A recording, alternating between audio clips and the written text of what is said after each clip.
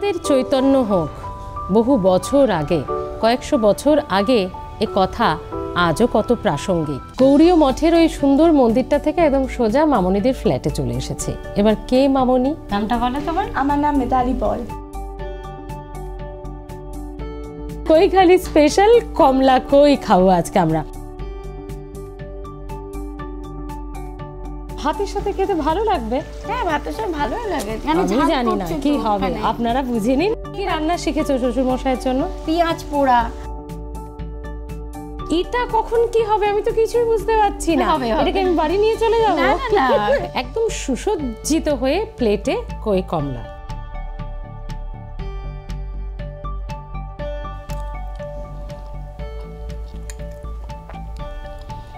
কি মনে হচ্ছে?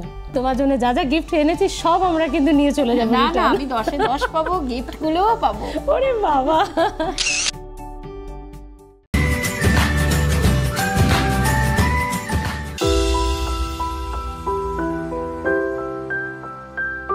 তোমাদের চৈতন্য হোক।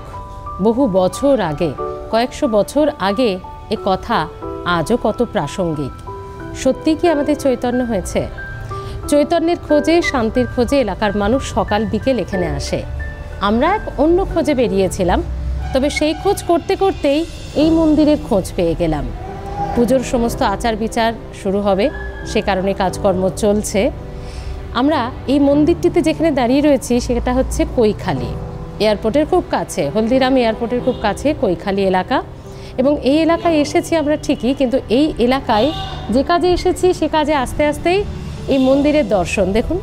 রাধা কৃষ্ণ এবং চৈতন্যদেবের মূর্তি এখানে সুসজ্জিত। চৈতন্য হোক, সেই চৈতন্য আমাদের সকলের প্রয়োজন। আর এই মন্দিরটি 1984 সালে স্থাপিত হয়েছে। প্রায় 40 বছরের কাছাকাছি হতে চলল এই মন্দির আজও স্বমহিমায় দাঁড়িয়ে রয়েছে। সকাল সন্ধে এলাকার মানুষ আসেন শান্তির খোঁজে। আর আমরা সোনার হেসেল নিয়ে বেরিয়ে পড়েছি কৈখালিতে। মামনি পাল আজকে থাকবেন আমাদের সঙ্গে, একটু পরেই আপনাদের সঙ্গে পরিচয় করাবো। তবে তার ফ্ল্যাটে যাওয়ার আগে কৈখালি এলাকাতে এই মন্দিরটি যেহেতু পড়লো, মন্দিরটির নাম যেহেতু শুনলাম এলাকায়, তাই এখানে একটু আমরা দর্শন করে গেলাম। আর ভাবলাম যে আপনাদেরকেও একটু তাহলে দর্শন করাই। সত্যি শান্তি আসবে মনে। আমাদের চৈতন্য কবে হবে আমরা জানি না, তবে হ্যাঁ, শান্তির খোঁজে এখানে আপনি আসতেই পারেন। কৈখালি বাস স্ট্যান্ডে নেমে একদম হাঁটা 2-3 মিনিটের পথ। তাহলে চলে আসুন যে কোনো দিন চৈতন্যের খোঁজে। গৃহস্থের বাড়ির উঠোন হোক বা কোনো প্রাচীন মন্দির চত্বর, এনার ঠাঁই কিন্তু হয়। ইনি ছাড়া বোধ হয় অসম্পূর্ণ। সেই তুলসী মঞ্চ যার সামনে আমি দাঁড়িয়ে রয়েছি, এই মন্দিরের একটা সুন্দর অংশ। এবং গৌরীয় মঠের এই অংশে, এই সারস্বত গৌরীয় মঠের এই মন্দিরটাতে আরও একটা দারুণ জিনিস দেখার আছে। না দেখালে আপনাদের কিন্তু মিস করে যাবেন আপনারা। আসুন, এই পুকুরে যেমন বড় বড় মাছ আছে এবং মন্দিরের অনেকের সঙ্গে কথা বলে জানতে পারলাম কচ্ছপও আছে। মানে শান্তিপূর্ণ সহাবস্থান এই মন্দিরের জীবকুলের এই পুকুরে। সুন্দর এখানে খেলে বেড়াচ্ছে এবং প্রচুর এখানে খাবারও দেওয়া হয়। যে সকাল সন্ধে কিন্তু এখান থেকে খাবারও দেওয়া হয়। আপনিও চাইলে খই, বিস্কিট এগুলো সঙ্গে নিয়ে আসতে পারেন। এই মন্দির দর্শন করে পুজো দিয়ে মাছ, কচ্ছপ এদের কিন্তু নিজের হাতে খাওয়াতে পারেন।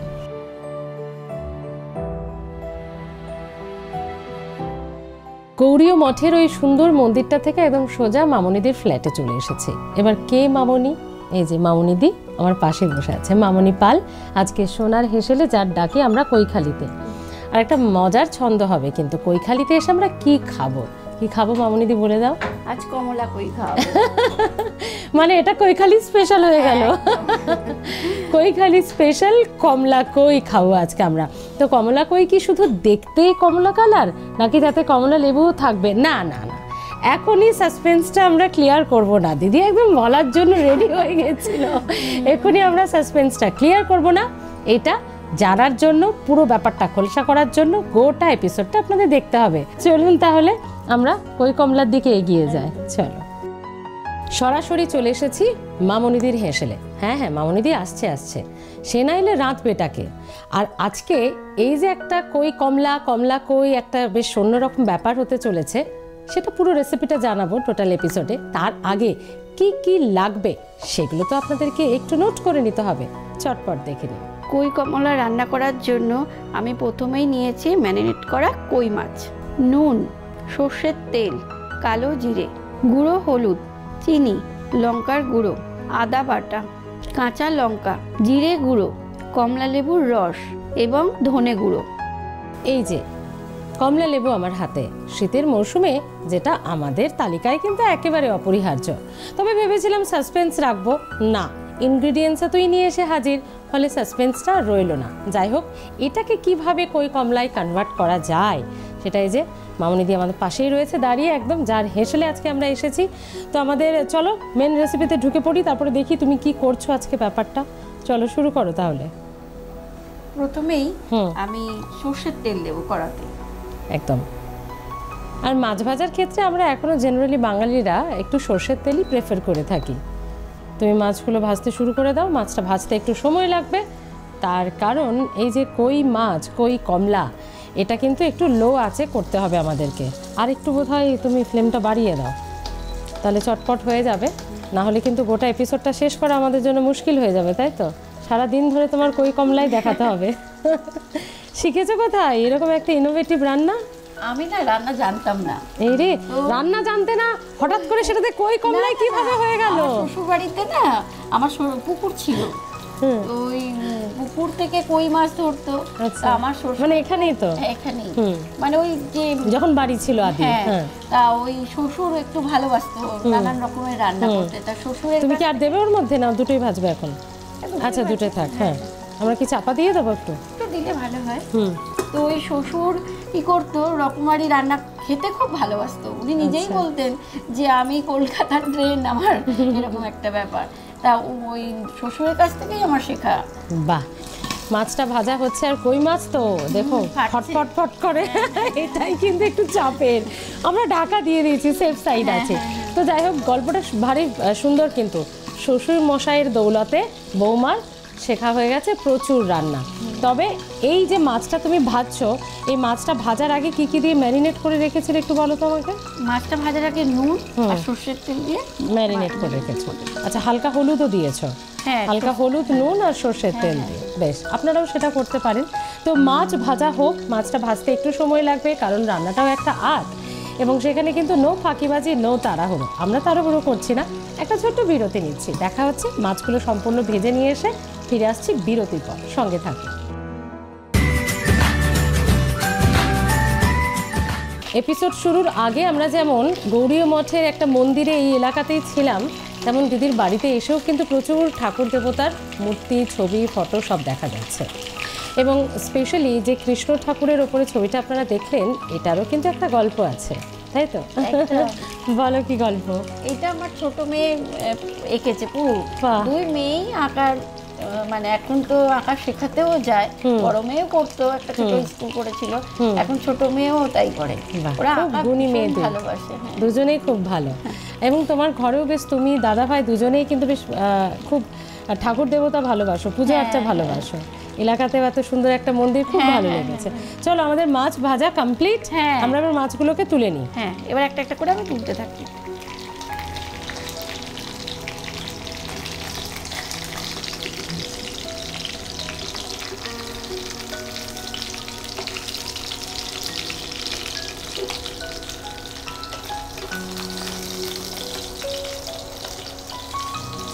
মাছগুলো ভাজা হয়ে গেছে, এরপরে কি ফোড়ন দেবে? একটু তেল দেব, আর একটু তেল লাগবে।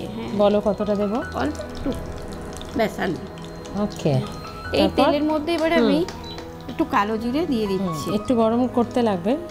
কালো জিরে ফোড়ন, হ্যাঁ, ইনগ্রেডিয়েন্টসে আমরা সব দেখিয়ে দিয়েছি কি কি লাগবে। এবার আমরা কালো জিরে ফোড়ন, তারপর আর কিছু ফোড়ন দেবে? কাঁচা লঙ্কা, কাঁচা লঙ্কা, হ্যাঁ, একটু গোটা, প্রচুর ঝাঁঝ উঠবে তো, চাপা দিতে হবে একটু, হ্যাঁ, একটু দিলাম।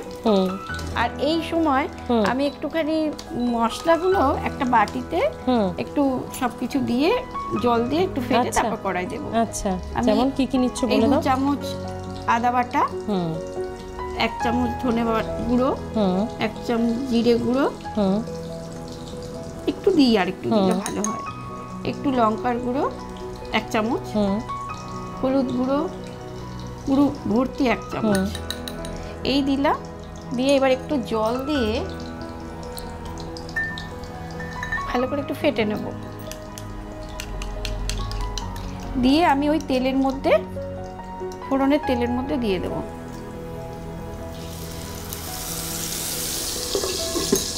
দিয়ে আমি একটুখানি মশলাটাকে কষে নেব। একদম এটা কষতে হবে, এরপর মানে খুব চটপট কিন্তু রান্না হয়ে যাচ্ছে। আমরা ওই তেল কই যেরকম বানাই অলমোস্ট কাছাকাছি, কিন্তু শুধু অ্যাড হবে এটা। তো এটা কখন কি হবে আমি তো কিছুই বুঝতে পারছি না। এটাকে আমি বাড়ি নিয়ে চলে যাব? না, এখানেই রোদ পোয়াতে পোয়াতে বেশ বসে বসে খাবো, থাকতো আমাকে মাছে দিতে হবে না। এবার আমি দিদি কি ভালো সঙ্গে সঙ্গে বলছে না না না মাছেই দেবো। এবার একটু কষে নিলাম ভালো করে। এটা বাড়িতে কি এক্সপেরিমেন্ট হয়েছে নাকি এটা আমাদের উপরেই হচ্ছে এক্সপেরিমেন্টটা? তাহলে আমার শ্বশুর ছিল তখন থেকে, ওনাকে খাইয়েছো করে? হ্যাঁ, শ্বশুর কি কি রান্না শিখেছো শ্বশুর মশাইয়ের জন্য? হ্যাঁ, শ্বশুর তো তখন আগেকার দিনে তো যেমন পেঁয়াজ পোড়া, মানে পেঁয়াজ পোড়া তো কাঠে রান্না হতো। আর তো আমার বিয়ের পর শ্বশুর বলতে বৌমা আজকে পেঁয়াজ পোড়া আলু পোড়া হবে, এরকম একটু টেস্ট চেঞ্জ হয়। হ্যাঁ, আমি তো অবাক হয়ে যাচ্ছি। আমার টমেটো পোড়াটা খুব ভালো লাগে খেতে। এই সবগুলো মানে শ্বশুরের থেকে শেখা আমার। এখন তো আর সব নেই, আর খাওয়ার লোকও নেই এখন সেইভাবে। এখন প্রচুর মানুষের খাওয়ার রেস্ট্রিকশন, এটা চলবে না ওটা খাওয়া যাবে না। আমার মেয়েদের খাওয়া নতুন নতুন হয়েছে, চিকেন এইরকম নতুন নতুন সব ভ্যারাইটিটাই অন্যরকম রেসিপি হয়ে গেছে। তবে ট্র্যাডিশনাল খাবার, ট্র্যাডিশনাল রেসিপির স্বাদই আলাদা। এবং সেটা যদি কোনো মা কাকিমা খুব যত্ন ভালোবাসা দিয়ে জেনারেলি ওনারা তাই করেন, সেটা করে থাকেন, তাহলে তো তার টেস্ট একদম লাজবাব হয়।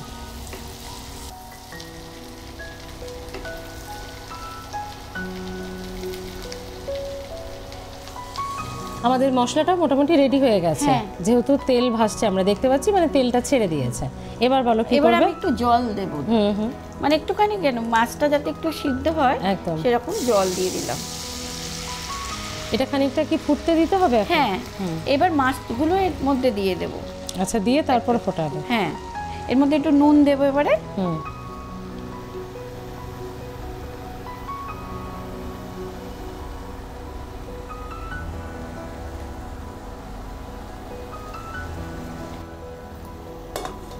আচ্ছা, এক পিঠটা মোটামুটি হয়ে গেছে মনে হচ্ছে, এরপর দেখি উল্টাও তুমি মাছ। এক পিঠ হয়ে গেছে, এবারে আমি ওটাকে উল্টে দিচ্ছি আর একটা পিঠ।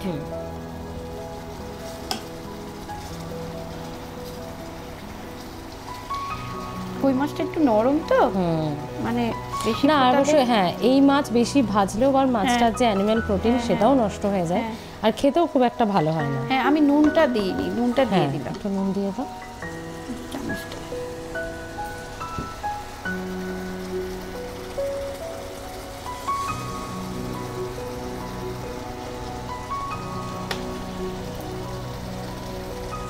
এই জলটা শুকিয়ে এলে একটু গায়ে মাখা দিতে হবে। হ্যাঁ, কমলা লেবুটা লাস্টে। না না, এটা তো দেওয়া যাবে না, এটা আমার জন্য। আর আমি এই সময় আচ্ছা, মানে ব্যাপারটা এখানেই যে এটা কোনো মশলার সঙ্গে কোনো কিছু করবে না, জাস্ট কোয়াগুলো কি উপরে দিয়ে দেবে? না, রসটাই দেব, মানে জলটা একেবারে শুকিয়ে তেল ছেড়ে ছেড়ে আসবে, তখন আমি লেবুর রসটা ওখানে দিই। জাস্ট গরম, এটা থেকে রস বের করে রাখাই আছে আমাদের, তো সেটা লেবুর রস ওখানে লাস্টে দিয়ে হ্যাঁ দিয়ে একটু মিষ্টি দেবো। সেটা ভাতের সাথে খেতে ভালো লাগবে। হ্যাঁ, ভাতের সাথে ভালোই লাগে। আমি জানি না কি হবে, আপনারা বুঝে নিন, আর মামনি জানে। টক টক মিষ্টি ঝাল সব ঠিক আছে, ঠিক আছে। এখন এত কথা বলছে, যখন টেস্ট করব তখন দেখি কেমন হয়। যদি না খেতে ভালো হয়েছে তাহলে কিন্তু একটা বিগ জিরো, বুঝতে পেরেছো? আর তোমার জন্য যা যা উপহার এনেছি, না না ওসব বলে হবে না, 10-এ 10। রাঁধুনি কি কনফিডেন্ট। আর তোমার জন্য যা যা গিফট এনেছি সব আমরা কিন্তু নিয়ে চলে যাবো। না না, আমি 10-এ 10 পাবো, গিফটগুলোও পাবো। ওরে বাবা,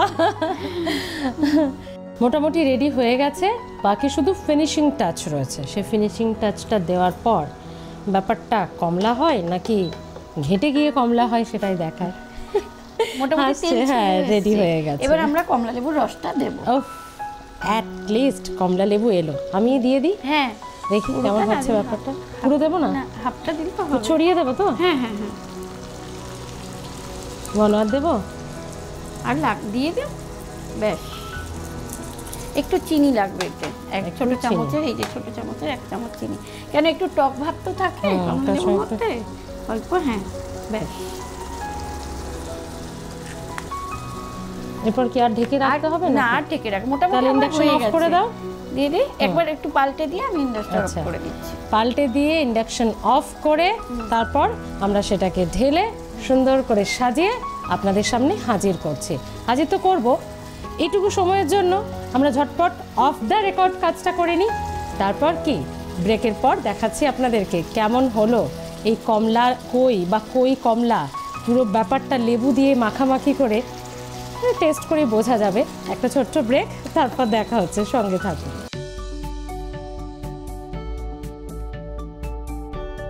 কই কমলা একদম রেডি, শুধু রেডি নয়, একদম সুসজ্জিত হয়ে প্লেটে কই কমলা। কি ব্যাপারটা কি হয়েছে, এটা গন্ধটা কিন্তু দারুণ। এটার ক্রেডিটটা পুরোপুরি দিদিকেই দিয়ে দিই, কি আর করবো। আর আমার জন্য এই যে প্লেটে রেডি করা আছে, যাতে এই এত সুন্দর সাজটা না ঘেটে যায়। হ্যাঁ। বলো সেটা। হ্যাঁ, এটা থাক থাক, তোমাকে আর বলতে হবে না। হ্যাঁ দিদি, সুন্দর করে এটা তাহলে রাখা থাক। আর এটা আমি এখন টেস্টিং। জেনারেলি কাটা, হ্যাঁ, জেনারেলি যেটা হয়, বাঙালিরা হচ্ছে হাতে করে একদম সুন্দর মাখিয়ে, তো আমি একটা ছোট্ট টুকরো নিয়ে নিয়েছি কাটা বাঁচিয়ে, জাস্ট ফর টেস্টিং। এরপর বেশ গুছিয়ে বসে খাবো, সেটা অফ দ্য ক্যামেরা হবে। বেশ, দেখি তুমি কমলা লেবু দিয়ে কি করেছো মামনি।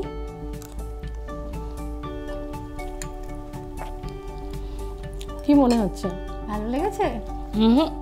একদম না, এটা পুরোটা আমি নিয়ে যাব। হ্যাঁ, তুমি একদম মামনির মতোই কাজ করেছো। খুব ভালো হয়েছে, খুব হালকা।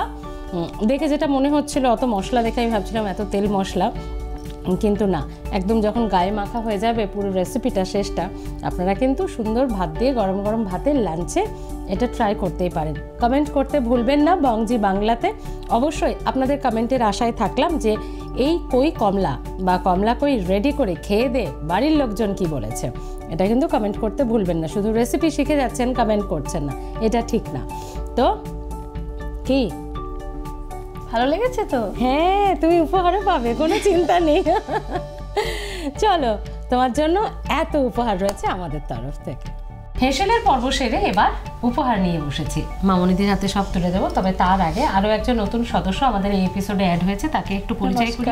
একদম, নামটা বলো তোমার? আমার নাম মিতালি পল। আচ্ছা, মিতালি মামনিদের ছোট মেয়ে। হ্যাঁ। বড় মেয়ের বিয়ে হয়ে গেছে। বড় মেয়ে কোথায় এখন? এখন ডিব্রুগড় থেকে আসাম। আচ্ছা, ওখানে হাজবেন্ড চাকরি। হাজবেন্ড চাকরি করে, আবার নাতনিও হয়েছে। ওরে বাবা, তাহলে তুমি দিদিমা, দিদুন। আর তারপরে মাসিমণি কি করে? আমি রিসেন্টলি গ্রাজুয়েট হয়েছে, এখন আমি একটা কোর্স করছি এভিয়েশন ম্যানেজমেন্ট নিয়ে। আর তোমার মায়ের কাছে শুনছিলাম আঁকার গল্প, আমরা হেসেলে যখন রান্না করছিলাম প্রচুর আঁকো তো দেখি। আমি ড্রয়িং টিচারও। বাহ, খুব ভালো। সব মিলিয়ে প্ল্যানিং রয়েছে প্রচুর কিছু করার। আমাদের তরফ থেকে বেস্ট উইশেস থাকলো তোমার জন্য। আচ্ছা, এরপর খুব সুন্দর একটা জিনিস দেখো, পছন্দ হয়েছে তোমার? খুব ভালো হয়েছে। নাও, এটা তোমরা দুজনে হাতে ধরো। সোনার হেসেল এবং আর প্লাস গোল্ড পরিবারের তরফ থেকে এটা মামনিদি, মিতালি এবং পরিবারের সকলের জন্য আমাদের তরফ থেকে শুভেচ্ছা। এছাড়াও আরো অনেক কিছু রয়েছে তোমার জন্য, তুমি তো খেতে খাওয়াতে ভালোবাসো, সে কারণেই এই যে এই মশলাপাতি সব কিছু তোমার জন্য। প্রচুর রান্না করবে। হ্যাঁ, মিতালি সহ সকলকে খাওয়াবে। আমরাও চলে আসবো একদিন। হ্যাঁ, তোমরা আসবে। সবেতেই হ্যাঁ, কোনো কিছুতেই না। আর প্লাস গোল্ড এবং সোনার হেসেল পরিবারের তরফ থেকে সব উপহারই তোমাদের জন্য। Thank you.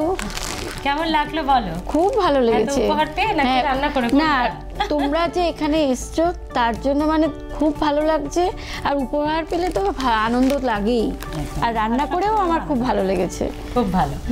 আচ্ছা, আপনারা যারা চাইছেন যে মামনিদির মতো, মামনিদি যেমন এই এক্সপিরিয়েন্স শেয়ার করলো, ভালো লাগা, আপনাদেরও তো নিশ্চয়ই মনে হচ্ছে যে স্মৃতি বা সোনার হেসেল আমার বাড়ি এলে আমার হেসেলে দাঁড়িয়ে যদি আমি রান্না করতে পারি কেমন হয়। তার জন্য কিচ্ছু করতে হবে না, কোথাও যোগাযোগ করতে হবে না, কিচ্ছু করতে হবে না, শুধু একটা ফোন, একটা যোগাযোগ। আর প্লাস গোল্ডের সরাসরি সোনার হেসেলে আমাদের ফোন নাম্বার এবং ঠিকানা। অংশগ্রহণের জন্য আজই আমাদের ফোন করুন 9836323248। আমাদের ঠিকানা সোনার হেসেল, আর প্লাস গোল্ড, 27 নম্বর Mirza Ghalib street, 3rd floor, Kolkata 16।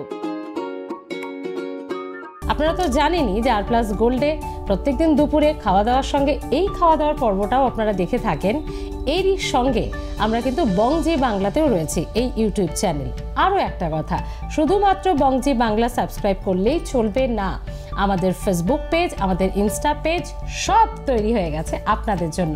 আপনারা যাতে ভালো ভালো রান্না শিখতে পারেন এবং দেখাতে পারেন, তাহলে সব কিছু সাবস্ক্রাইব করে ফেলুন চটপট, আর যোগাযোগ করতে ভুলবেন না। তাহলে মামনিদি, গল্প কি চলতেই থাকবে নাকি আমাকে যেতে হবে? না, তুমি থেকে যাও আমাদের বেশ, আমরা থেকে যাচ্ছি, টাটা। দেখা হবে খুব তাড়াতাড়ি, ফোন করুন।